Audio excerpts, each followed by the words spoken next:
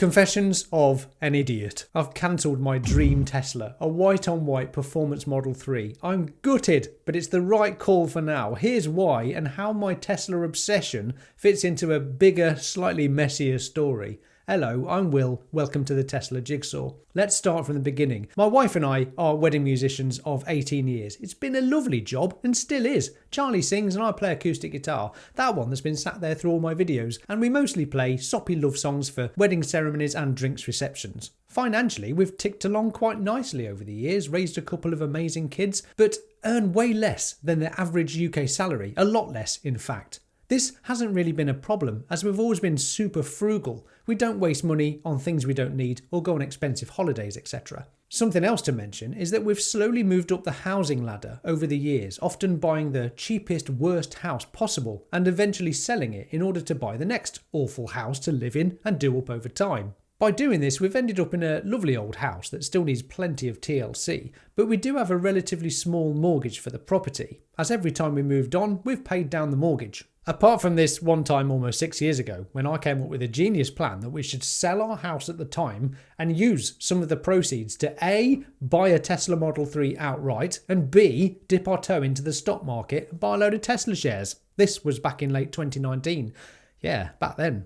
So with our first ever brand new car, charging at home, no maintenance and tax write-offs for business use, made it a no-brainer, saving us thousands of pounds yearly, ignoring depreciation that is. For 5.5 years, Bruce has cost us peanuts to run, not to mention being the most fun car I've ever had. Back in 2019, we were gunning for financial independence, dreaming of a mortgage-free life after I stumbled across Rich Dad Poor Dad and Mr. Money Moustache. The idea of stashing enough cash to live off the interest, say £20,000 a year from a £500,000 nest egg, thanks to the 4% rule, felt like the ultimate freedom dream. You can withdraw 4% annually, adjust for inflation, and a diversified portfolio's historical growth could carry you for decades. Pretty sweet, right?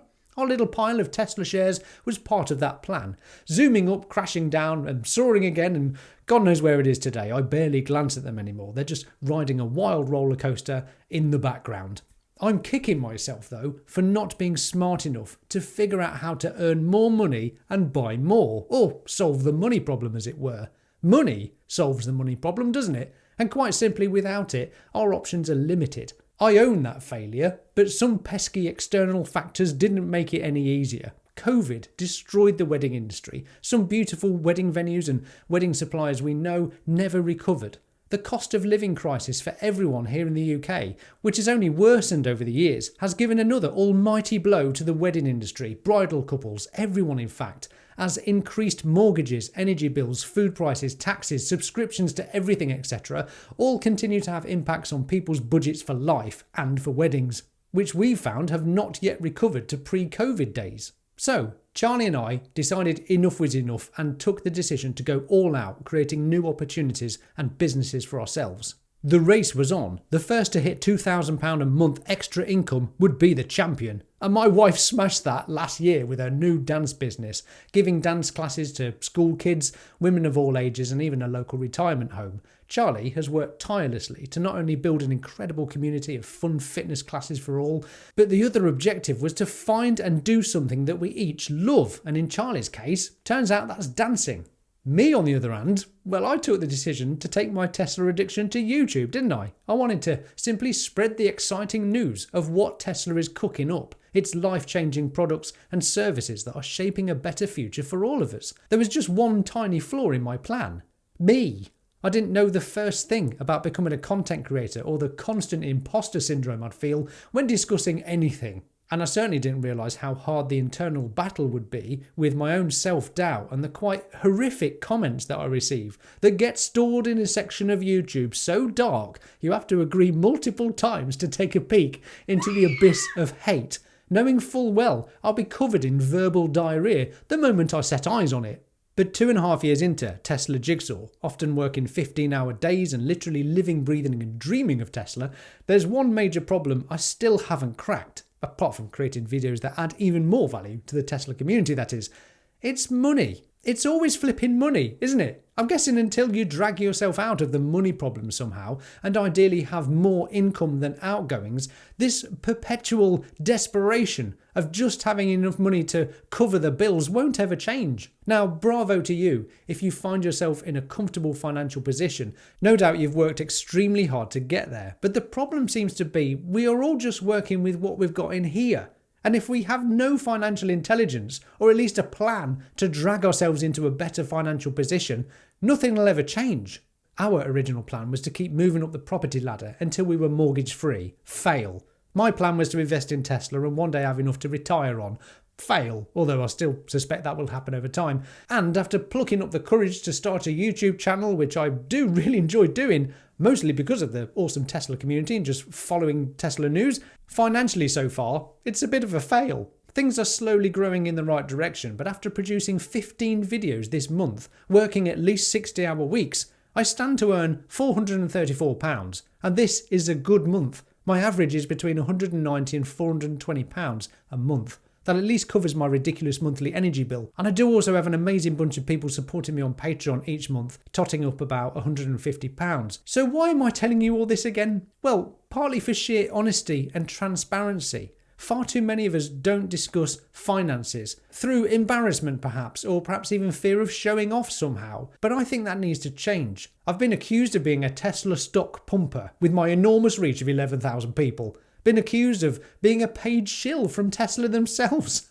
And even someone who is only doing YouTube for the money. That's right, I'm working the equivalent of 1.5 full-time jobs for £400 a month, if I'm lucky. Doesn't that make sense? Whilst I do need to make Tesla Jigsaw financially stable, and I think it will become that over time, money is not the reason I'm doing this. It's passion for following Tesla's journey. I'm excited for the future, and that's all because of one company's relentless push to improve it. Perhaps now, after this possibly unnecessary personal explanation into my family's finances, it'll make sense for this next bit. Why did I order and then cancel the car of my dreams? My sensible brain took over. When I ordered the car, I planned to use £4,000 of Tesla referral credits that I've built up. Thanks everyone who bought one and used my referral. Link in the description below. Plus I'd sell Bruce privately for £15,000. That would leave me with £275 a month for 4 years on a personal contract hire for a car that's quicker than a Lamborghini. After 4 years, I'd give it back and start another hire.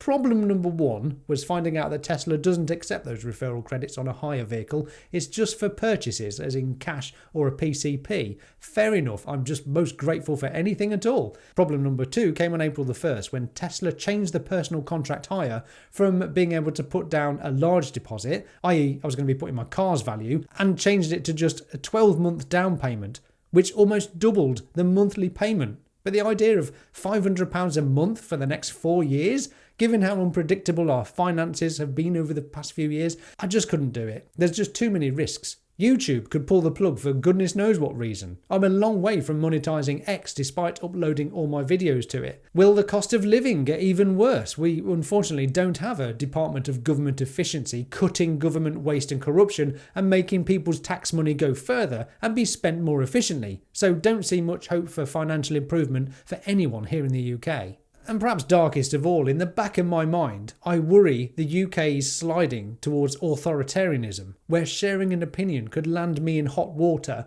or even worse. It makes me question staying here long term, so perhaps a commitment to a 4-year pricey car payment isn't the best idea right now. I really hope I'm wrong, but I see lies, incompetence and rising taxes tearing this beautiful country apart. Just my opinion, of course. For now, I think I'm still allowed to share that. So with YouTube providing pocket money at best, wedding gigs and this entire country looking shaky, that 60 grand Tesla felt like a fantasy I couldn't justify. Yet. I plan to continue doing my best to add value to the Tesla community, share my story in the hope that it perhaps inspires others to make a plan and go for it. But for now, I'll continue to make do with the best, most fun product I've ever bought, Bruce, my current Tesla Model 3. And of course, continue to try to solve the money problem.